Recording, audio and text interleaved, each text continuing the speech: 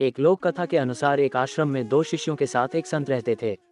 संत ने दोनों शिष्यों को अच्छी शिक्षा दी थी।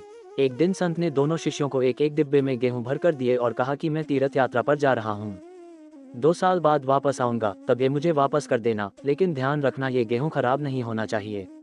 ये बोलकर संत चले गए। एक शिष्य में वह डिब्बा घर में पूजा वाले स्थान पर रख दिया और रोज उसकी पूजा करने लगा। दूसरे शिष्य ने डिब्बे से गेहूं निकाले और अपने खेत में उगा दिए। 2 साल में थोड़े गेहूं से उसके पास बहुत सारे गेहूं हो गए थे। समय पूरा होने पर संत आश्रम आए और उन्होंने शिष्यों से गेहूं के डिब्बे मांगे। पहले शिष्य ने डिब्बा देते हुए कहा कि गुरुजी, मैंने आपकी अमानत की बहुत अच्छी देखभाल की है। मैं रोज इसकी पूजा करता था।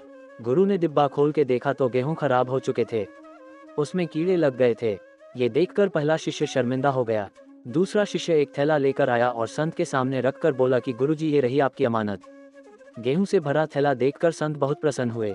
उन्होंने कहा कि पुत्र, तुम मेरी परीक्षा में उत्तीर्ण हो गए हो।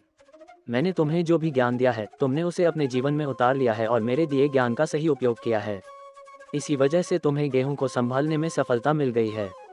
जब तक हम अपने ज्ञान को डिब्बे में बंद गेहूं की तरह रखेंगे, तब तक उससे कोई लाभ नहीं मिलेगा।